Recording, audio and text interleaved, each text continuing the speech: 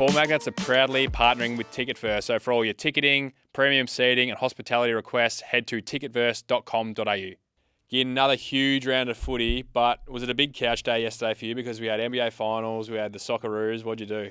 Yeah, it was. We watched the basketball. It was obviously the Knicks good as come back again. Spurs choke, and then had to watch the Socceroos. Obviously not that much of a soccer fan, but it's hard not to get up for your country and watch that. It was good. Parked the bus late. What about you? Yeah, I tuned in for both. I was a bit flat because I wanted the NBA finals to go a bit longer. I feel like 7 games felt right for this series. I feel like the Spurs controlled the series, or a lot of it. They lost a few games, maybe inexperience cost them. Yeah, a bit of a choke job, I think, late, being up by 15 again, and they just couldn't score in the last quarter, and Jalen Brunson was just too good. It was an unbelievable watch from how good he played, so yeah, it's good viewing. What do you think of Wemby not shaking hands with the Oppo post-game? Are you against that, or do you understand that? What's your view on it? Oh, I think the last game, I would be shaking hands. You've had a good battle, especially with Brunson, just like a few of them, the big dogs like Anunoby and stuff, but maybe we don't know what was said on the court. Yeah, maybe there was a few things exchanged. I think he was pretty filth, Wemby. I don't really like Wemby after the last few weeks. He just, I don't know, he's not the best loser. I think he's I don't know. He's ultra competitive. Yeah, I don't know. He's still entertaining. And in regards to the Socceroos, what do you think about do you see the Turkish captain came out and said that we're shit? Yeah, basically we're shit. Yeah, I know. There was I feel like no one really rates us in soccer, and it's good to just see them lose, who obviously think they're better than us, and it's good to score the 2 goals. I think we only had 4 shots on target or something. They had 15 or something, but it was just funny how we got the dub and they were sooking still. Question for you before we get into the footy. Let's just say AFL didn't exist. If every AFL player grew up playing soccer, would we be one of the best nations in the world? Like if we were playing the world game and we had all our best athletes, every AFL player grew up playing soccer, we'd be... Definitely. Yeah. We're one of the biggest countries in the world, I think. Yeah. So we'd definitely be right up there. We obviously are good enough to make it probably top 32, top 16. So imagine if you add another 2 million people into that pool or even more. So, it's a random question because it's just not realistic. It's just not what it is. Funny. But I've always just thought, imagine if AFL didn't exist and everyone played the world game with just their talent. We'd be pretty days. We needed AFL to have a World Cup. Yeah, we should take that one out, I reckon. Let's get into the footy again. And you had a good look at the Crows versus the Dogs. Crows are in good areas.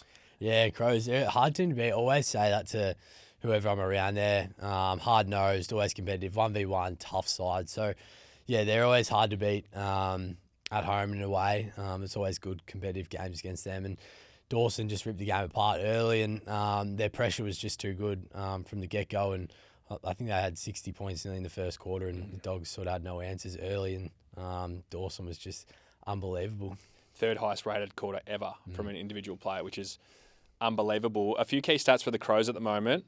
Number 1 in the AFL for pressure. They also are number 1 for percentage of contested possession. So they want a contested game. They're not high in possession, but they're high in contested possession compared to the other team, like the percentage of their ball. And this clip we saw again from some of their pressure, and it starts on the far wing with the Dogs in a slow play. So what do you like from the Crows here, and how are they defending and pressuring so well at the moment? Well, I think the hard thing to get past the Crows' defence is always 1v1. So they're always usually pretty tight on their opponent, and it potentially it feels like you can hit those kicks, a little bit of leverage there, but it just makes it so hard when it's 1v1 to try to force something, I guess. Yeah, it's not many teams defend one-on-one like this anymore. It is hard. But this is where they're really thriving, is once the ball is live and their pressure game kicks in. The Bulldogs, Karmas kicks the ball laterally. They're there. They've gone from the other side of the field to here without any territory. And then when the ball gets live again, it ends with Dawson's tackle. But they're just pressuring and getting at the ball really well. I feel like their midfield is just really honest. They've got Berry. Dawson the star, but then you got Berry, Peatling, Saligo. These guys are just honest pressure players. Nah, 100%. I couldn't agree with you more there. Heart and soul sort of players. Keys as well, who goes through there, just attack on the footy hard. They're a contested side as well. So, they're always hard to play against, and it always feels like it's a tight, contested game. We've played them in Tassie, I think, 3 times, and it's always 45 to 50, and it's always that close. So, they're hitting their straps now and they're building into the season nicely. What do you make of the Dogs? Because they knocked you boys off the week prior, and then everyone's thinking, the Dogs beat a great team in Hawthorn and then put in a performance where they get done by close to 10 goals against the Crows. Oh, I think the Dogs have heaps and heaps of talent. Like, they can match it against any side. We know that. We've seen them play at their best and beat good sides. They've probably a little bit inconsistent. They, like you said, they knocked us off, and then they're down by 50 in the first quarter, and then it was basically even. When the game it's sort of done already, and then I think they lost by 50. So, last 3 quarters were even, but yeah, to be down 10 goals in the first quarter, it's always hard to come back from. I didn't get the chance to ask you about last week. You obviously had the bye and you're away, but it felt like that game against the Dogs. We don't want to go too far back, but there was a bit of feeling in that.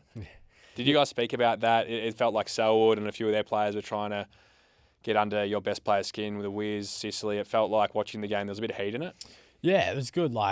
That's what, you want to be in those situations, and there was a bit of back and forth, and I wouldn't say we got carried away or anything. I think we just, I don't know. It was a weird game. It always felt like we were in control, and then they put 1 or 2 more on, and then they hit the lead, and but it was always really close. Get you on the board this week. Who you're playing the Suns, and the Suns this week played Geelong. The Cats had a good win at home.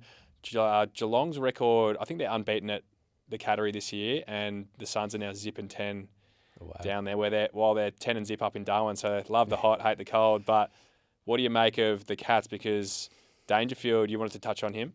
Yeah, last week against Adelaide, he got chucked into the midfield, and I think he had a week off the week prior, and he had like 13 in the first quarter and 10 contested, like he was on fire. And sort of the same this week, got injected into the midfield, had 20 odd. And, when he's fit and firing in the midfield, they're just a completely different side. I think Geelong, they obviously lost 2 or 3 in a row, and they were like, oh, we might need to do something here. And he'd been quiet all year. Yeah. So that was his first game over 20 disposals, that one in the wet. Yes. It probably got to a point for him where he probably wasn't playing great. It's, if you're going to, you may as well have a big game and be here to be who you are. You can't be in preservation mode the whole season. I think he's been a bit injury interrupted. Yeah, exactly. And it's that hard one. Yeah, you want to look after your players the whole year, and playing forward. He was still playing fine, but we all know what Paddy Dangerfield can do.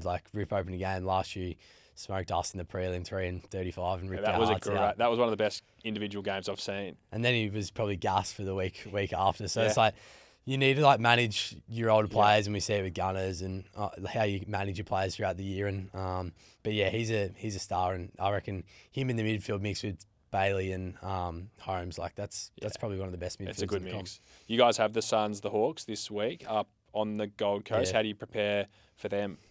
Yeah, they're a 1v1 side, and especially up forward, so it's always a little bit of challenge. Johnny Noble will probably be near me, which will be a bit of fun. We always like to play on each other, which is good. But the D's came away with a win against the Bombers. They are the team that has surprised everyone this year. When we did our predictions at the start of the year, we said there's going to be a team, we don't know who it is, but they're going to rise. And I don't think anyone predicted Melbourne. No, I definitely didn't have Melbourne in my top 10, I don't reckon. And it is you, so whoever did, it was definitely a good get, because it didn't look likely losing your potentially 2 best players and all that stuff. But it's been an unbelievable coaching effort, and obviously good buy-in from the players, and they're playing exciting football. And saw on the weekend that Essendon just couldn't handle their forward half game intercept. I think they had 18 in the first quarter. 18 forward half intercepts? I think so, yeah. That's what's a good number these days? Yeah, I don't know, but that was a world lot. record pace. I don't know, but it seems a lot. Yeah, it was a lot.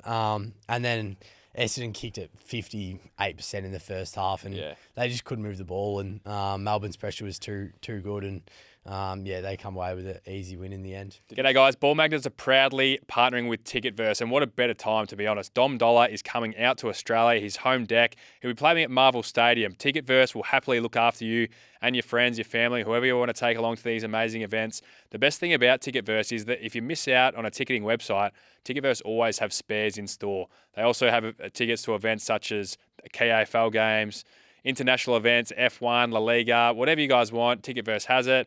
I know Ginni's a big fan of the races. He'll be looking to go to the Everest or the Caulfield Cup. Again, head to ticketverse.com.au to get your hands on some tickets. Did you see the clip I did on Ball Magnets the other week? I had a bit of a go at Essendon and their game style about that. You might not have seen it, but a lot of fans jumped on and commented, but I watched them play last week and noticed that they were going sideways and backwards and getting held up, which is the worst thing you can do. So it was good to hear Dean Solomon in his presser saying that they actually wanted to be a front half team. They're trying to shift that game style into not getting back and pinned. And we're going to go through later on, Gin, some startup plays and how teams can go from slow to fast, because the worst thing I think you can do, particularly in your back half, is get stuck and be forced to go long down the line. So startup plays are something that every team trains. It's a super important thing. And I think because Essendon, their offense has been based on making the ground big, but they almost leave the guy with the ball to not get any handballs. You sort of need 2 or 3 hovering around the guy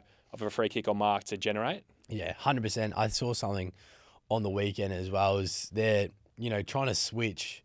I bet there's four or five players queuing up for the switch. Like, you don't need that many players.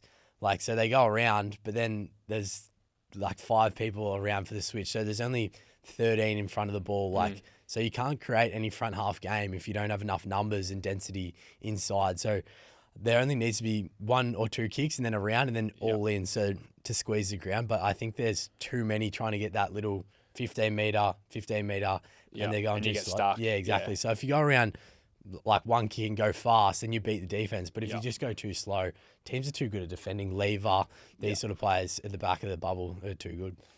North Melbourne versus West Coast. We were on North hard. We've been pumping them up all year. They let us down last week. We didn't get to record our show, but that was a really embarrassing loss against Freo. But they got away with one because Waterman had a shot to win it. He was my number 1 to have a beer with, so he might need a beer with Titch because he'd be pretty flat after that, after missing that. He's the leading scorer involvement player in the comp this year, so I will give him his flowers for that, for a key forward. But what do you notice with North late game?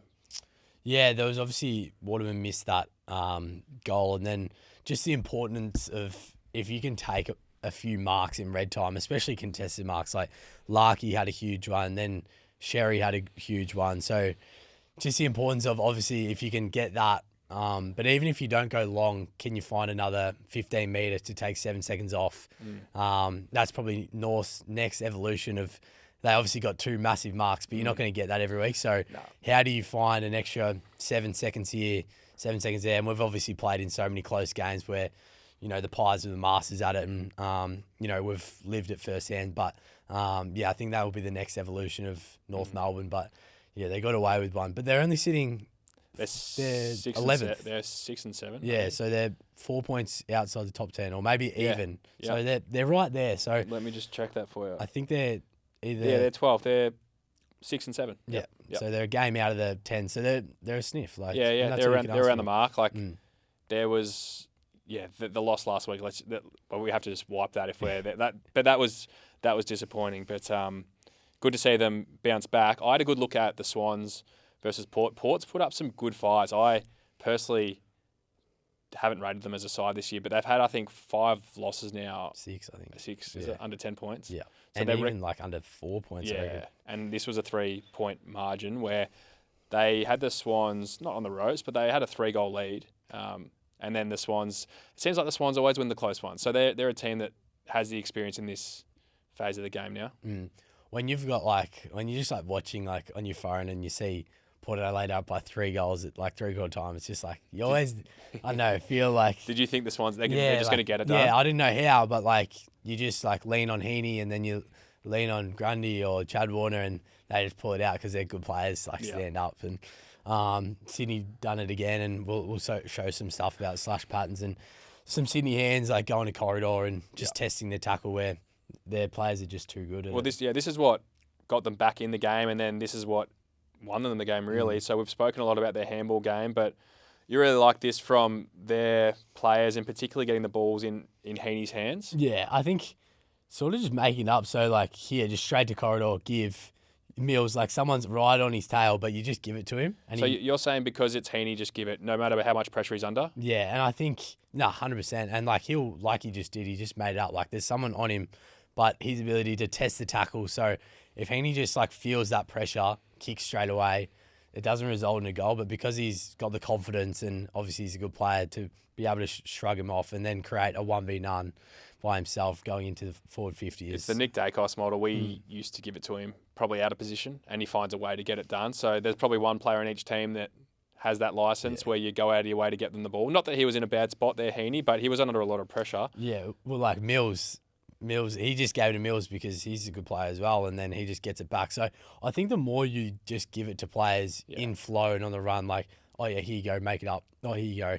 Like, the players are good enough to, break a tackle or give it to the next person. I think that's something that can continue in our game as well. Like it. This is an example of a startup play. So as you can see on the far wing here, Roberts has just taken a mark. So what we were touching on earlier again, how can you get the ball from slow to fast? That's what teams are talking about. And I think the Swans are one of the best at it. So we've spoken on this show multiple times around up and out plays. This is what we call a slash pattern. So you'll see the Swans do a double slash pattern here. So this is how you go from slow. Instead of kicking it long down the line, you get a player slashing over the top of the man on the mark to get a start-up play. And if we pause there again, they go again to Lloyd. This ends up in a goal. Yeah, I think the most important part here was getting Logan Evans on the mark, so he stands still. Yep. So Roberts waits for him. He comes up to the man on the mark, stops him, and then he runs straight, doesn't play on, but then gives the handball to basically a 1v none like we've talked about. So he has no effect on the ball. So it's 1v none with Wicks, and then it's the same thing. He runs and carries and then creates a 1v none, and then Lloyd obviously kicks the goal. So, yeah, the importance of taking your time, making sure that guy stands on the mark is, really important. And this sounds so obvious, but there's no handballs over hands. Yeah. You got to wait till they get to that pocket of space so it's flat, gets there quick, which allows the running players to continue running. And a great finish there from Jake Lloyd. Last game I wanted to look at was Saints versus Giants. I can't get a read on the Giants because their form coming in post-bye was pretty good. They'd had big wins against Melbourne and Brisbane. You think the Giants are on their run that they like to make back into the year into finals. And then the Saints, they were very competitive against the Swans last week, should have won. And Liam Ryan was unbelievable as well this week. Yeah, Liam Ryan, 6 goals. I think he kicked 5 the week before. So 11 in 2 weeks. And what a pick. I think he was only for a third. Has he been their best pick up this season, even though he was for a third round pick? Well, recency bias, but potentially he's been... De Koning, Silvani, Flanders is injured now. Yeah, Silvani's been pretty solid down back. De Koning's kicking goals now too. He's kicked a goal, I think, in each of his last 6. Maybe. Yeah, so... No, they're going along nicely, St Kilda, and it's they're both in the same similar position. So St Kilda are 10th, GWS are 11th, so both on 24 points. Basically, Saints need to win those games if they want to make finals. Do we call them finals top 10? I don't know. I think they're calling it a final. Yeah. I don't think it's a final though, is it? It's a play-in game. It's not a final until you're in the 8. Yeah, exactly. So, but it'll be them two sides are going up against each other, and I think St Kilda before that were 0 and 6 teams above them. So they're the teams that they need to beat for them to play finals. Cool. Gin, we got a different version of fan questions this week, and this is what we want our audience out here that are watching our show weekly. We appreciate everyone out there tuning in, but start sending in some voice messages if you like and cutting up your own clips and sending in passages of play, because we had a clip sent through from Jack Lynch. Shout out to Jack, and I'm going to play it through the audio again for you. He has a question around blocking versus drawing a player and creating a 2v1, and I'm just going to play it for you because it's a great question, and then we've got a clip to coincide with this, so I'm going to play the clip out for you. G'day fellas, just wanting to get some clarity regarding what's the current coaching strategy when you're talking about either putting on a block for a player or a teammate versus providing another option. It felt like not that long ago putting on a block, putting on a shepherd was what was taught, what was the expectation, whereas nowadays you don't really see it that often. Is this something that's been drilled into players that they're better off being an outlet, being a different option and making the defender make a decision? Or is this just something that's happened over the course of the game developing? Cheers. It's a great question. He spoke well. He spoke really well. Well done, Jack. Not you, Jack, other Jack. And well done to you today. You've been good too. But it's a great question. What are your thoughts on it? Because I agree. I think growing up in junior footy, it was always if someone's got it blocked for space. But it seems now players obviously want the ball, but they're more inclined to split off and create a 2v1 to get speed. But how would you describe it? I think the clip that we have is like Cozzy Pickett. So he gives and then let's play the clip. Yeah, and it might not be the best example, but we can talk about the theory in general. So you say Pickett here bursting from Bailey Dale, and he's got Langford in support. Langford. Yeah, so it's a hard decision. Like, does Langford help Cozzy and give him a block? But then as an outlet, you think you're 1v none. So he thinks Langford's basically by himself. So it's like, oh, just give it to me, I'll make it up. So it's always a hard one. I think when it's like this, when it's really quick, like it's probably a bit harder to put on a block. Where like if it's in tight and it's like quick give and then block, like it makes it a bit easier. You had a good point going back to goal. Yeah, if I could simplify it, I think so. Cozzy's going at speed here. I think, he's such a good player. It's hard. Maybe the best players may have a little bit of a license, but I think that's probably, if Langford's in speed, you can probably give that and create 2-on-1 and get a bit more distance. Although Langford left footer, so maybe not. But I had the theory of if the play is going toward your goal and you can create a 2v1 and get speed, I think it's a draw play. I think the time to use a block is when you see defenders quite often when you're running away from goal and the pressure's coming. If you can give it to your support and block, I think there's no one rule for each play, is there? But I think that's a pretty clear one in my head. If you're running towards goal, 2v1, or away from goal, give him block. Yeah, I think most coaches and most teams want to create 1v nuns. Like that's, if you can create a 1v none, use like wait, draw. So you're running at me, draw is wait, then give. And he's 1v none by himself and he can kick. Like that's ultimately what you want in football. Like, less pressure equals more skill, execution, more goals. Yeah, exactly. So if you can create that, and if it might be you create a 1v1 by blocking, but it's sometimes hard when you're like running at full speed to be like, oh shit, I'm going to block. Yeah. Instead of like, oh, I'm open. Yeah. I'm waiting for him to just give it. You know what I mean? So I think in general, it's probably more the 2v1 is the one to use. But as you mentioned, great point. When you do draw, it has to be a last second thing because if you make that handball too early, you just prefer the pressure. Yeah, so exactly. The smart players get it done. But great question. So please do keep sending your voice message questions in. We want to keep breaking down what you guys are seeing in the game as well. Again, what we touched on before is startup players. I think it's a really important part of the game. So I'm going to hit the whiteboard now, talk through wrap patterns, slash patterns, blocking on the mark to go from slow to fast. Just before we do that, ball magnet of the week, we'll circle back to that first game of the week. Our boy. Again, I love that from you because you picked this week and that's why I like the fact you've called it out. So it was hard.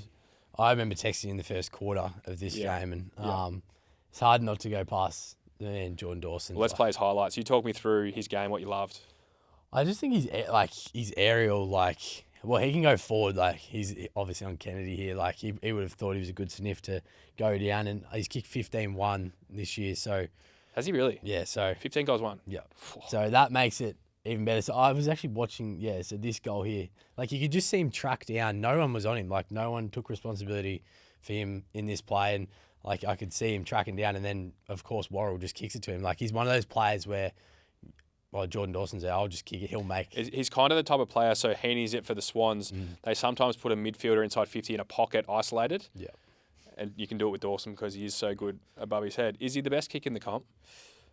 I think he's been like one of the best kicks in the comp for some time. Even when he was at Sydney, like everyone was like halfback flank. Geez, like Dawson, he's a good kick. Like everyone's always said.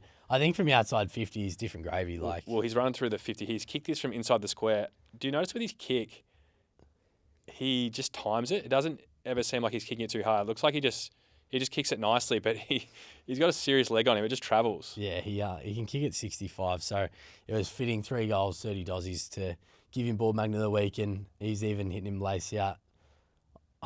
It's hard to. That was a. You called this. So this was Thursday night footy. You said to me straight away, he's like, he has to be it. Yeah, he's exactly. the magnet. So magnet of the week, and he's a great captain, probably one of the best captains at the moment. Incredible what he's doing. He'll be all odds for sure. Everything he's been through. So shout out to Dorso. Love what he's doing. Now I can get to some startup players. Let's hit the whiteboard again. Going to take you guys through some startup plays and how you can get your ball movement from a slow play to a fast play, which every team is trying to do. So for argument's sake here, let's just say we've got Ginni with the ball. He's going up, and he's got his defender on the mark in Jai Caldwell, for example. He's good, mate.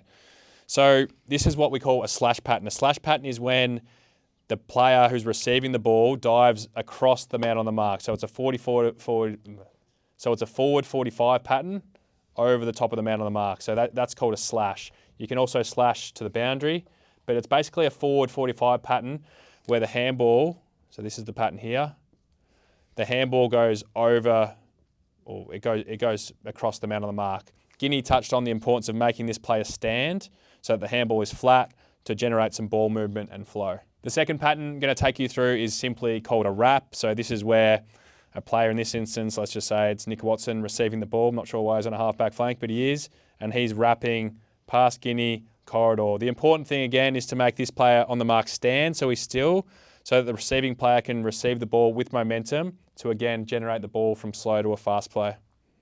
Again, you can also wrap corridor, or if you want to be a bit more defensive, it's just a simple 2v1 play. Everyone does this to generate some ball movement. Yeah, I think what we've always talked about is making that man stand. So if he can move, or if he's back 5, being able to, if you've got the ball, run up to him and then give is very important as well. Yeah, correct. You don't want to give this handball too early, do you, where if you give it there and this player just prefers pressure, you want to take him completely out of the play, so you've got a 1v none, as you touched on. The last one which teams sometimes use is a player who might be a key position player, or a player that typically doesn't like to kick, is simply come in late and give a little finger signal to a block to allow Ginni to run here. So again, that's going to get the play going from slow to fast. Titchy, love your work on the whiteboard. Obviously, some startup players we saw with the Sydney boys and how we can score more goals in 2026. Hopefully, we have a few more guests on coming up soon. Would you forget? We had Giddy ready to go post NBA finals, laid out, but that's all right. We got a few good ones in the works. Might have the Corn, Kenny Clee, Ken Hinkley, watch Scotty this space. Pendlebury. We're trying. Yeah, we'll get the goat. We'll see. But no, it's been another good episode. And it's been another great episode, Gin, and let's run it back again next week.